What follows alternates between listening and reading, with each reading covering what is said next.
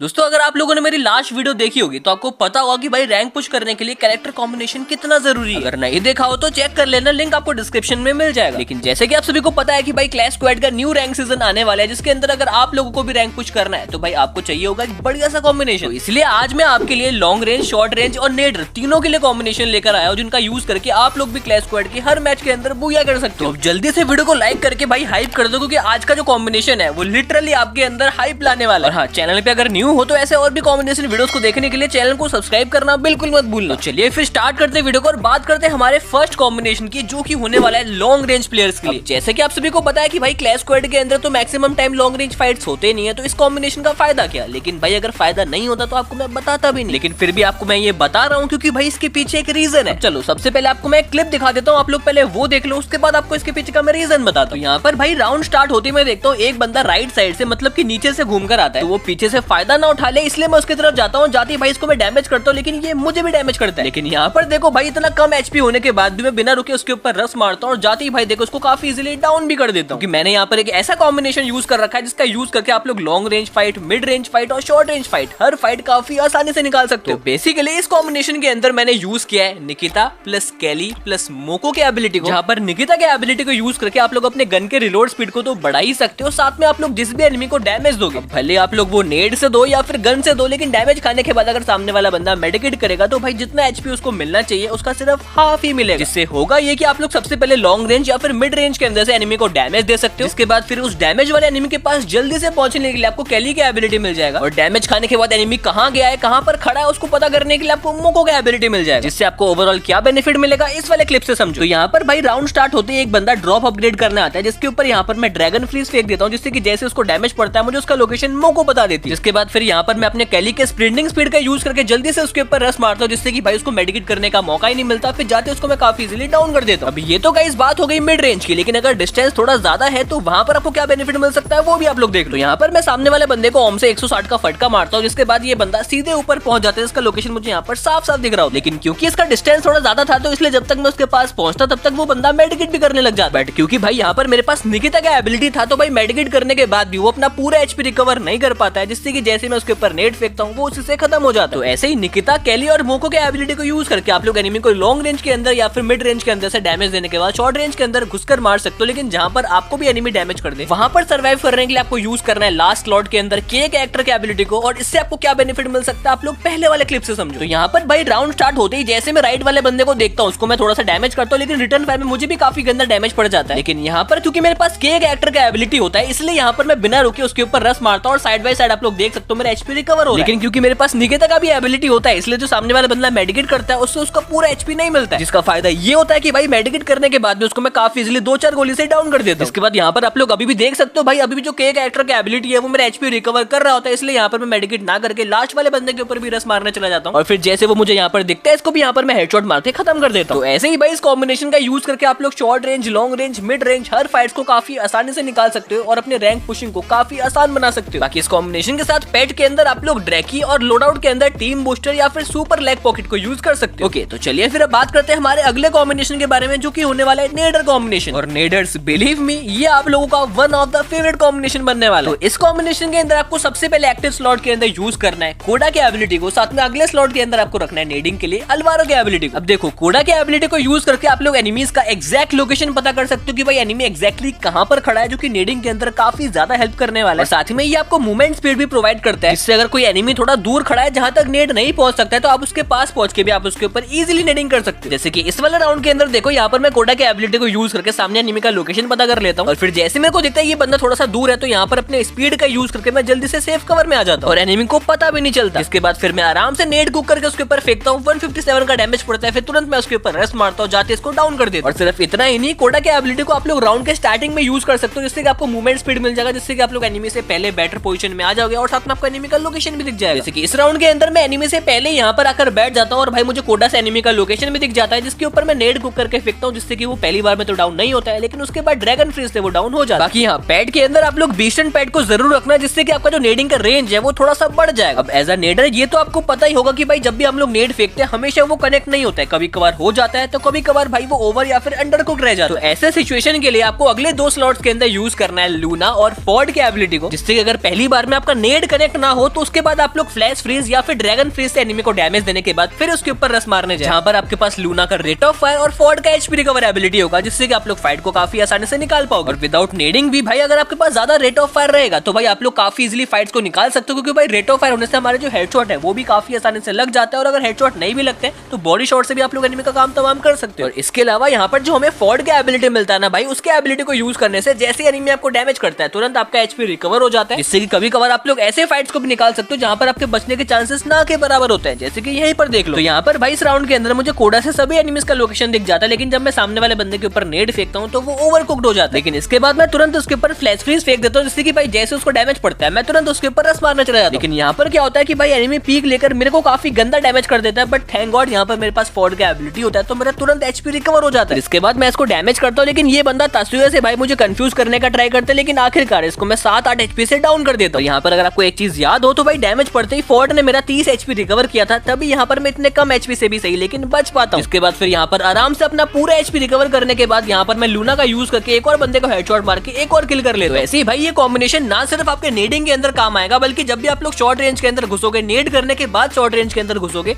तो वहां पर भी ये कॉम्बिनेशन आपके काफी काम आने वाला है। यहाँ पर जो कोडा की एबिलिटी है वो रेडिंग के अंदर तो काम आएगा ही आएगा, लेकिन जब भी आप लोग रश करोगे तो वहां पर भी ये कैरेक्टर काफी यूजफुल हो जाता है। और जैसे कि आप सभी को पता है कि भाई न्यू रैंक सीजन के अंदर सिर्फ नेडिंग से आपका काम नहीं चलेगा, वहां पर आपको फाइट्स भी निकालने पड़ेंगे, जिसके लिए ओवरऑल ये कॉम्बिनेशन आपके लिए डेफिनेटली काफी यूजफुल होने वाला है। इसके साथ पेट के अंदर ऑब्वियसली आपको बीस्टन को रखना है, लेकिन लोडआउट के अंदर आप लोग भाई टीम बूस्टर या फिर सुपर लैग पॉकेट को यूज कर सकते हो। अब अगले वाले कॉम्बिनेशन से पहले भाई आप लोग मुझे बताना कमेंट के अंदर कि क्या आप लोग रैंक पुश करने के लिए गन स्किन यूज करते हो, और अगर करते हो तो कौन से वाले करते हो, फ्री वाले या फिर ईवो स्किन। और साथ ही में ये भी बताना कि भाई मैं अपने वीडियो के अंदर फ्री वाले या फिर ईवो स्किन यूज करूं या फिर विदाउट स्किन खेलूं। चलिए फिर अब बात करते हैं हमारे थर्ड यानी कि लास्ट कॉम्बिनेशन के बारे में, जो कि होने वाले हैं रसर्स के लिए। अब इस कॉम्बिनेशन के अंदर भाई आपको रस करने के लिए स्पीड के साथ साथ एक्यूरेसी भी मिल जाएगा, मतलब कि जब भी आप लोग रस करने जाओगे वहां पर क्योंकि आपका स्पीड काफी ज्यादा रहेगा तो वहां पर आपका एक्यूरेसी लॉस ना हो उसका भी ध्यान रखा गया। तो इस कॉम्बिनेशन के अंदर आपको सबसे पहले यूज करना है तात्सुया के साथ डीबी की एबिलिटी को, जहां पर तात्सुया आपको स्पीड देगा और डीबी आपको एक्यूरेसी प्रोवाइड करेगा। जैसे कि इस क्लिप के अंदर देखो, यहाँ पर मेरे सामने एक बंदा होता है जिसके ऊपर मैं एकदम से तात्सुया लगाकर रस मारता हूँ, और फिर जाते ही जब मैं उसके ऊपर डैमेज करता हूँ तो देखो हर एक गोली उसके ऊपर हिट होता है, जिससे कि वो काफी इजीली डाउन हो जाता है। लेकिन जैसे इसको मैं फिनिश करके लूटने जाता हूँ तो भाई एक बंदा मुझे पीछे से काफी गंदा डैमेज कर देता है, लेकिन यहाँ पर मैं कवर में आ गया, सबसे पहले अपने आप को हील कर लेता हूं। फिर उसके बाद राइट साइड में आने के बाद मुझे यहाँ पर सामने एनिमी का लोकेशन पता चल जाता है, लेकिन उसके ऊपर रस करते टाइम एक बंदा पीछे से मुझे डैमेज करता है, जिससे बचने के लिए यहाँ पर मैं तात्सुया की एबिलिटी को फिर से यूज करता हूँ और जाके इस बंदे को भी काफी इजीली बॉडी से डाउन कर देता हूँ। तो ऐसे ही भाई आप लोग तात्सुया की एबिलिटी को मल्टीपल टाइम यूज करके काफी इजीली एनिमीज के ऊपर रस मार सकते हो, और वहां पर आपके पास एक्यूरेसी भी ज्यादा रहेगा तो एनिमी डाउन भी काफी आसानी से हो जाएगा। और साथ ही में डीबी को यूज करने से एक और फायदा ये होता है कि भाई जब भी आप लोग फायर करते करते थोड़ा सा भी ड्रैग कर दोगे तो भाई वहां पर आपका इजीली हेडशॉट कनेक्ट हो जाएगा, क्योंकि यहाँ पर आपका गोली रिकॉइल नहीं करेगा। बाकी यहाँ पर अभी भी 2 स्लॉट्स खाली है, जिसके अंदर आपको यूज करना है ओथो और जोटा की एबिलिटी को, जो कि इस कॉम्बिनेशन को और ज्यादा पावरफुल बना देता है। और फाइट करते टाइम अगर आपने ध्यान से देखा होगा तो जैसे मैं किसी एनिमी को डाउन कर रहा था तो उस टाइम पे मेरा एचपी तुरंत रिकवर हो रहा था, वो इसलिए हो रहा था क्योंकि भाई मेरे पास जोटा का एबिलिटी था। और ये एबिलिटी भाई इस कॉम्बिनेशन के साथ और खतरनाक बन जाता है, क्योंकि भाई यहाँ पर आप लोग डीबी की एबिलिटी को यूज करके एनिमीज को काफी इजीली डाउन कर सकते हो। उसके बाद फिर तात्सुया की एबिलिटी को आप लोग मल्टीपल टाइम यूज करके मल्टीपल एनिमीज को काफी इजीली हैंडल कर सकते हो, मतलब कि आप लोग मल्टीपल टाइम जोटा की एबिलिटी का भी फायदा उठा सकते हो। और साथ में यहाँ पर जो ओथो का एबिलिटी है भाई वो इस कॉम्बिनेशन के अंदर छुपा रुस्तम है, जो कि आपके रस को और इफेक्टिव बना देता है। कि ओथो के एबिलिटी को यूज करके जैसे आप लोग किसी एक एनिमी को डाउन करोगे तो उसके आसपास अगर और कोई भी उसके टीममेट्स होंगे तो उनका भी लोकेशन आपको दिख जाएगा, और साथ ही में उनका जो मूवमेंट स्पीड है वो भी स्लो हो जाएगा, जिससे कि वो सही से हिल भी नहीं पाएंगे। इसके बाद फिर आप लोग उस बंदे के ऊपर भी रस मार के उसको काफी इजीली खत्म कर सकते हो। जैसे कि इस राउंड के अंदर देखो, यहाँ पर इस राउंड के अंदर जैसे मैं नेट से 2 बंदे को डाउन करता हूँ तो वहां पर भाई जितने भी एनिमीज होते हैं मुझे सभी का लोकेशन दिख जाता है। इसके बाद फिर नीचे उतर के यहाँ पर मैं तात्सुया की एबिलिटी को यूज करके एकदम से उनके ऊपर रस मारता हूँ, जाकर एक और बंदे को डाउन कर देता हूं। लेकिन यहाँ पर जो चौथा बंदा होता है वो मेरे को डाउन कर देता है, लेकिन क्योंकि भाई उसका भी लोकेशन मेरे सभी टीममेट्स को पता चल जाता है, इसलिए भाई सही टाइम पे उनका कवर भी आ जाता है और हम लोग ये वाला राउंड काफी आसानी से जीत जाते। तो ऐसे ही इस कॉम्बिनेशन का यूज करके आप लोग न्यू रैंक सीजन के अंदर एकदम से एनिमीज के ऊपर रस मार सकते हो, जहां पर आपका एक्यूरेसी भी ज्यादा रहेगा तो एनिमी का डाउन होना भी बिल्कुल पक्का है। और सिर्फ इतना ही नहीं, यहाँ पर एक एनिमी को डाउन करने के बाद दूसरे एनिमी का भी लोकेशन आपको पता चल जाता है, जिसके बाद आप लोग उसके ऊपर भी रस मार के पूरा स्क्वाड वाइप आउट कर सकते हो। न्यू रैंक सीजन के अंदर रस करने के लिए भाई ये वाला कॉम्बिनेशन आप लोग एक बार ट्राई जरूर करना, जिसके साथ आप लोग पेट के अंदर ड्रैकी या फिर येटी इन दोनों में से किसी को भी यूज कर सकते हो। और वहीं लोडआउट के अंदर आप लोग टीम बूस्टर या फिर सुपर लैग पॉकेट को यूज कर सकते हो। सो ये थे गाइस वो 3 कॉम्बिनेशंस जिनका यूज करके आप लोग न्यू रैंक सीजन के अंदर काफी आसानी से अपने रैंक को पुश कर सकते हो और लगातार मैचेस को जीतकर भाई काफी इजीली ग्रैंड मास्टर भी लगा सकते हो। बाकी इन 3 के अलावा अगर आपको और भी कॉम्बिनेशंस के बारे में जानना है तो आप लोग लेफ्ट वाले वीडियो को चेकआउट कर सकते हो, और वहीं अगर आपको क्लैश स्क्वाड में रैंक पुश करने के टिप्स एंड ट्रिक्स के बारे में जानना है तो आप लोग राइट वाले वीडियो को चेकआउट करना बिल्कुल मत भूलना।